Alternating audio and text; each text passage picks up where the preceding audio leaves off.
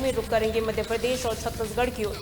खबर मध्य प्रदेश के उमरिया जिले से है, जहां कांग्रेस के राष्ट्रीय प्रवक्ता और झारखंड कांग्रेस के पूर्व अध्यक्ष राजेश ठाकुर ने बीजेपी पर जमकर निशाना साधा है। उन्होंने इमरजेंसी को देश के लिए जरूरी बताते हुए कहा कि इंदिरा गांधी के मजबूत फैसलों ने लोकतंत्र को और ज्यादा मजबूत किया था। साथ ही राजेश ठाकुर ने बीजेपी पर तंज कसते हुए कहा कि जो लोग आज इमरजेंसी को संविधान की हत्या बता रहे हैं, वही उस समय के नेता बने हुए थे। आया था और 5 दिवसीय दौरा करके गया था। सभी प्रखंड में जा करके प्रखंड के कार्यकर्ताओं से मुलाकात की थी और सबसे एक राय शुमारी करके कि कैसे संगठन का सृजन मजबूत हो, उस निमित्त चर्चा की थी। फिर भी कुछ चीज़ें अधूरी रह गई थी, जैसे सामाजिक संगठनों के लोगों से मिलना, व्यावसायिक संगठनों के लोगों से मिलना, जो जर्नलिज्म के साथी हैं, पत्रकार मित्रों से मिलना, उनसे उनकी राय लेना।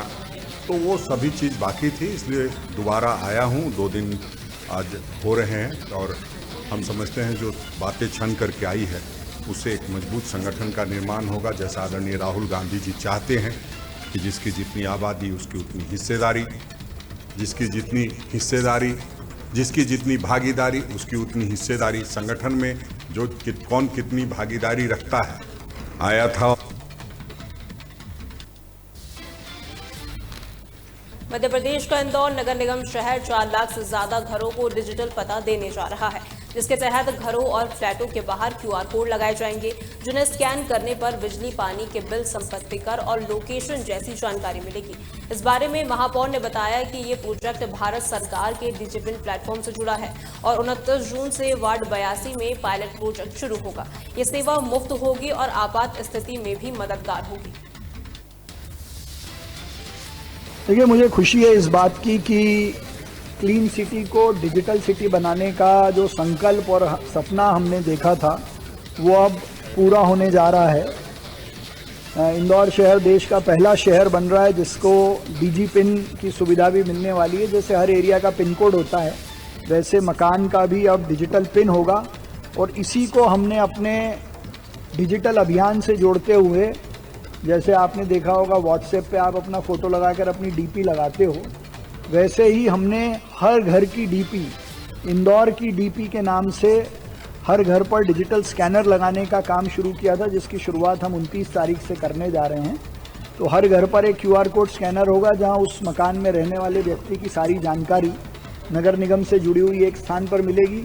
उसको अपना एक अलग से डिजिटल पता मिलेगा और ये जो ID होगी उसके घर पे लिखी हुई एक सिंगल ID, इसमें उसका प्रॉपर्टी टैक्स, हाउस टैक्स, कचरे का टैक्स, पानी का टैक्स, इसकी पूरी जानकारी और आसपास का हॉस्पिटल, एम्बुलेंस और पुलिस की सेवा की जानकारी भी अपने घर के बाहर लगे QR कोड स्कैनर।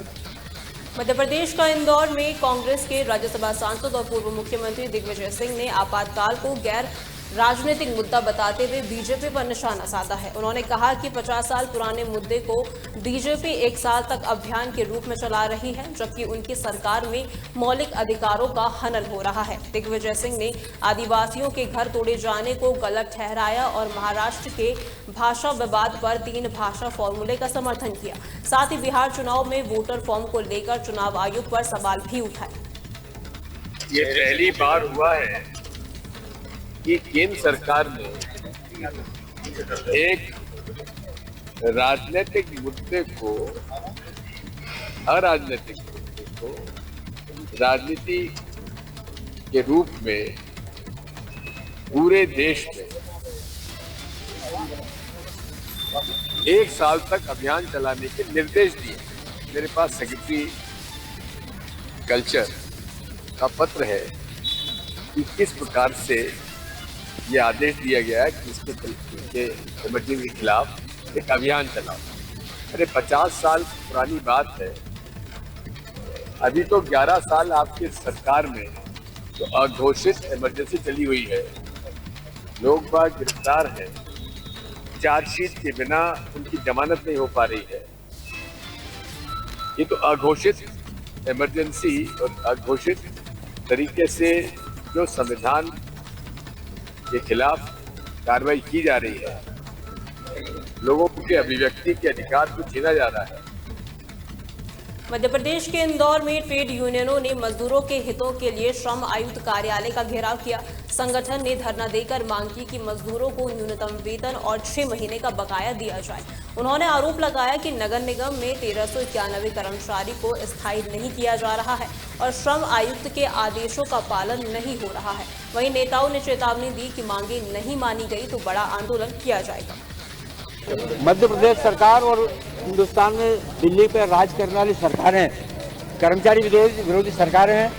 ये लोग विगत 20 साल से कर्मचारी के उसमें कोई भी काम नहीं किया है। इस लिहाज को देख करके इस मध्य प्रदेश का संपूर्ण कर्मचारी, विशेष तौर से इंदौर नगर में शहर में जितने भी ट्रेड यूनियन काम करने वाले लोग हैं, जिसमें इंदौर नगर निगम अनुसूचित कर्मचारी कामगार संघ भी है, सारे लोगों ने आज मिल करके यहाँ कमिश्नर कार्यालय पर हल्ला बोला है। उस हल्ले में हमारी जो मांग है शासन तक आप पहुँचाएं, ये हमारा आपसे अनुरोध है। मैं महेश गौर, संयोजक इंदौर नगर अनुसूचित निगम कर्मचारी कामगार संघ। आज आंगनवाड़ी कार्यकर्ता परेशान है, आशा उषा कार्यकर्ता परेशान है, स्वास्थ्य विभाग वाले परेशान है। सबसे ज्यादा अगर निजीकरण से कोई परेशान है तो वो स्टूडेंट परेशान है, क्योंकि हजारों स्कूलें आज मध्य प्रदेश में बंद कर दी जाती है। और हम देखते हैं कि सरकार के दबाव के अंदर, अडानी अंबानी इन लोगों के पूंजीवादों के दबाव के अंदर आज हमारा मध्य प्रदेश के अंदर इंदौर संभाग आयुक्त कितना दबा हुआ महसूस करते हैं। हम लोग मजदूर वर्ग कितना ठगा हुआ महसूस करते हैं। हमारी माँ बहन बेटी जो ये अंदर कमिश्नर कार्यालय में जिससे अधिकारी बने, जो कमिश्नर बने, वो भी कभी ना कभी मजदूर वर्ग से निकले होंगे। आज मजदूर वर्ग की बूढ़ी औरतें यहाँ पर अपने हक के लिए खड़ी हुई थी। कोई गड्ढा खोदती है, कोई आशा कार्यकर्ता है, कोई ऊषा कार्यकर्ता है, कोई किस विभाग में करके अपने बच्चों का रहन सहन करती है, अपना पालन पोषण करती है। आज बहुत उम्मीद के साथ यहाँ पर आई थी कि मैं संभाग आयुक्त से मिलूंगी और उनके सामने अपनी मांग रखूंगी, जो परेशानियां हो रही है वो उन्हें बताऊंगी। पर हम देखते कि इतने घमंड में चूर रही है मोदी सरकार और मध्य प्रदेश की मोहन सरकार के अधिकारी हिम्मत भी नहीं कर पाते हमारी माँ बहनों से मिलने की। वो माँ बहनें खड़ी रहती है। कई लोगों को यहाँ धूप के अंदर चक्कर आ रहे, कई बुजुर्ग महिलाएं नीचे बैठ गई, कई बहनें थी जो छोड़ कर आई। आज ये बहुत काला दिवस जो है बीजेपी बोलती है बार बार बनाने का, आज मैं यहाँ पर सभी के मुंह पे बोल रहा हूँ कि काला दिवस बनाना है तो आज काला दिवस बनाना चाहिए। जो इतनी बुजुर्ग बहनें, हमारे बुजुर्ग इंसान जो आए थे यहाँ पर अपने हक के लिए आए थे, और ये किसी से चंदा मांगने या पैसों के लिए नहीं आए थे, अपने बच्चों की नौकरी के लिए आए थे, अपनी नौकरी के लिए आए थे और अपने उस हक के लिए आए थे जो संविधान उन्हें देता है। पर हमारा कमिश्नर कार्यालय और आयुक्त कार्यालय इतनी बेशर्मी करते ये लोग कि उनसे मिलना भी जरूरी नहीं समझते। हमें हुज्जत करना पड़ी 2 घंटे उनके अधिकारी को सिर्फ बुलाने के लिए कि साहब हमारा ज्ञापन भी ले लो। तो मैं बताना चाहता हूँ आज का दिन काला दिवस के रूप में बनाया जाएगा। मजदूर आज परेशान।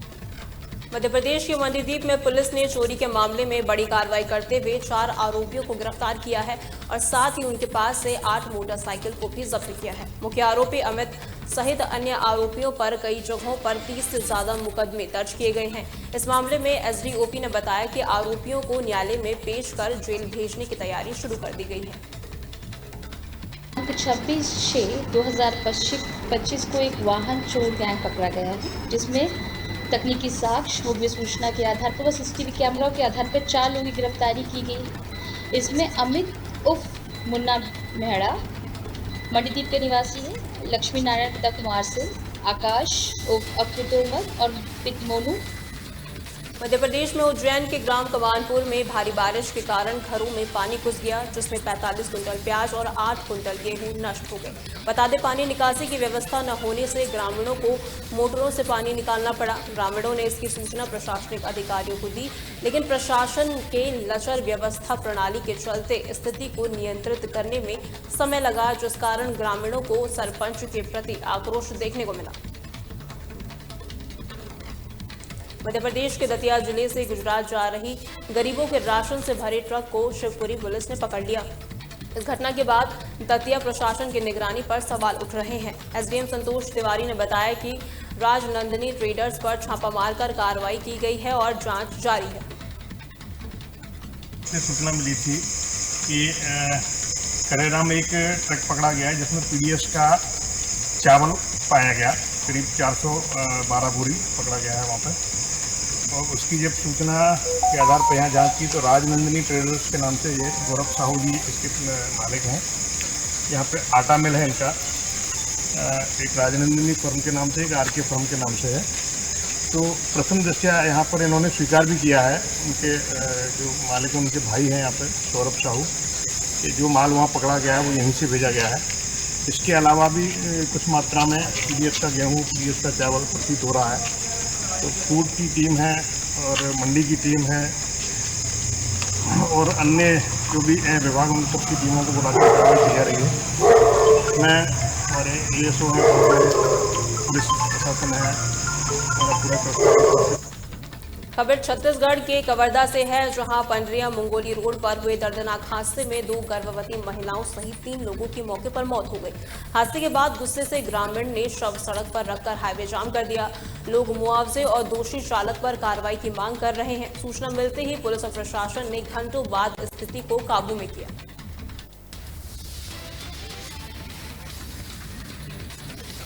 छत्तीसगढ़ के जसपुर जिले में नशा मुक्त भारत अभियान के तहत पुलिस ने नशा विरोधी पखवाड़ा चलाया, जहां स्कूली बच्चों और साथ ही कॉलेज और बाजारों में जागरूकता अभियान चलाकर 5000 से ज्यादा लोगों को नशे से दूर रहने की शपथ दिलाई गई। 2000 लोगों को प्रमाण पत्र दिए गए।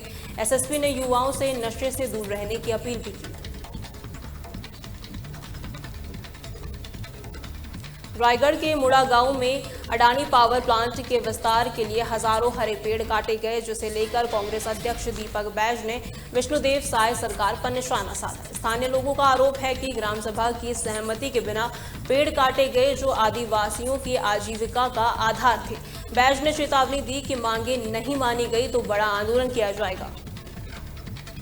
लोग इस मुड़ा गांव में हम लोग आए हैं, जहां कल हजारों की पेड़ काटा गया है। वो इसलिए कि यहाँ पे कोल माइंस निजी उद्योगपतियों को देना है और साथ ही इस गांव लगभग 14 गांव को बेदखल करना है।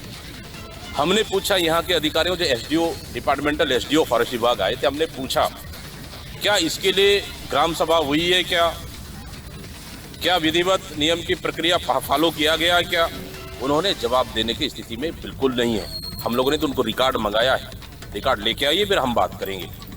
मतलब बिना आप जानकारी के, बिना गांव वालों से चर्चा किए, बिना नियम प्रक्रिया का फॉलो किए आप सीधा आरी मशीन लेकर आप सीधा जंगल काटने आ गए। छत्तीसगढ़ के बस्तर जिले में 23 लाख रुपए के इनामी 13 माओवादियों ने पुलिस के सामने आत्मसमर्पण किया। इनमें महिलाएं माओवादी भी शामिल हैं। छत्तीसगढ़ सरकार की पुनर्वास नीति और विकास कार्यों से प्रभावित होकर ये माओवादी मुख्यधारा में लौटे, जहां प्रत्येक को 50,000 रुपए की प्रोत्साहन राशि दी गई। साथ ही एसपी ने अन्य माओवादियों से भी आत्मसमर्पण की अपील की है। सीआरपीएफ एवं कोबरा के संयुक्त प्रयासों से 23 लाख रुपए के इनामी कुल 13 माओवादियों के द्वारा शासन की नीति एवं अन्य विकास योजनाओं से प्रभावित होकर बीजापुर पुलिस के समक्ष आत्मसमर्पण किया गया है। आत्मसमर्पित नक्सलियों में पश्चिम बस्तर डिवीजन अंतर्गत कंपनी नंबर 2 के सदस्य के साथ ही साथ धमतरी गरियाबंद आवाड़ा डिवीजन में ACM सदस्य के साथ ही साथ LOS सदस्य एवं AOB डिवीजन के अंतर्गत PLGA सदस्य शामिल हैं। आत्मसमर्पित साथियों को शासन द्वारा एवं शासन की आत्मसमर्पित नीति के अनुसार 50,000 रुपये का प्रोत्साहन राशि दिया गया है। छत्तीसगढ़ के महासमुंद जिले के सरायपाली में मातृ केयर हॉस्पिटल में डॉक्टर की लापरवाही से एक महिला की हालत नाजुक हो गई। पीड़ित प्रशांत साहू ने बताया कि उनकी पत्नी के पाइल्स ऑपरेशन में गलत तरीके से मलदार काटा गया, जिससे स्थिति बिगड़ गई। परिवार ने कलेक्ट्रेट और महिला आयोग से शिकायत की, लेकिन अभी तक कोई कार्रवाई नहीं हुई है। कलेक्टर ने जांच के बाद कार्रवाई का आश्वासन दिया है। शिकायत जो है मेरे सामने आई है और मैंने सीनियर के साथ में बात करके विस्तृत जांच करेंगे। जो भी इसमें देखा यदि वहाँ पे इलाज में किसी भी प्रकार की लापरवाही करती थी तो संबंधित जो भी इसमें विधि बाबत है। सरायपाली में एक हॉस्पिटल है, मातृ केयर हॉस्पिटल, वहाँ पे मैं अपनी पत्नी के इलाज के लिए गया तो संपर्क किया तो बोले कि वहाँ पे MBBS MS सर्जन है, उनके द्वारा गुणवत्तापूर्ण इलाज करने का आश्वासन दिया गया। तब मैं वहाँ गया तो वहाँ पे मेरे सर्जन के द्वारा मैं करके मातृ केयर हॉस्पिटल के संचालक डॉक्टर सुभाषिष बेहरा द्वारा गलत इलाज किया गया। मेरी पत्नी को मल द्वार में को छत काटा गया और राड से साल्डर मशीन जैसे राड से जलाया गया, जिसके इलाज में बहुत ज़्यादा, और अभी तक आज तक वो ठीक से बैठने चलने में असमर्थ है। खंडवा के महादेवगढ़ मंदिर में एक मुस्लिम महिला ने अपने तीनों बेटों के साथ इस्लाम धर्म का त्याग कर सनातन धर्म अपना लिया है। ये घटना आज खंडवा के महादेवगढ़ मंदिर में एक विशेष धार्मिक अनुष्ठान के साथ संपन्न हुआ, जहां एक ही परिवार के 4 सदस्यों की घर वापसी कराई गई। इस मौके पर हसीना अब रुक्मणी बन गई है। उनके बेटे फरीद को अक्षय, असलम को अजय और राशिद को राजकुमार बना दिया गया है। सनातन के प्रति कहीं ना कहीं एक आकर्षण बढ़ रहा है, और जिन लोगों के मन में एक भाव छुपा हुआ है कि हमारे पूर्वज कभी न कभी हिंदू थे, हमारा डीएनए हिंदू है, संस्कृति सबकी एक चिरंतन, खून रगों में हिंदू है, विराट सागर समाज अपना, हम सब इसके बिंदु हैं, तो यह मानकर ये लोग घर वापसी कर रहे हैं। तो मारुति नंदन ने अभी कुछ महीनों से मुझे बताया कि भाई साहब एक परिवार और है, और ये जो परिवार आज घर वापसी हुई है, इनका युवाओं का बाल्यकाल से ही सनातन में लगाव था, भगवान की ही पूजा पाठ ये करते थे, और इनके पिताजी अभी कुछ समय पहले नहीं रहे, उनकी भी इच्छा थी कि पूरे परिवार को साथ में लाके घर वापसी करवाना। ये मेरे 3 बेटों के साथ में हमने घर वापसी की है, और हम यहाँ महादेवगढ़ मंदिर में आए और हमको अच्छा लगा। हिंदू धर्म में तो हम मानते हैं ना, लेकिन सब कुछ हमको अच्छा लगा यहाँ आने के बाद में। मध्य प्रदेश और छत्तीसगढ़ की खबरों में फिलहाल के लिए इतना ही। देखते रहे तहलका डिजिटल 24/7।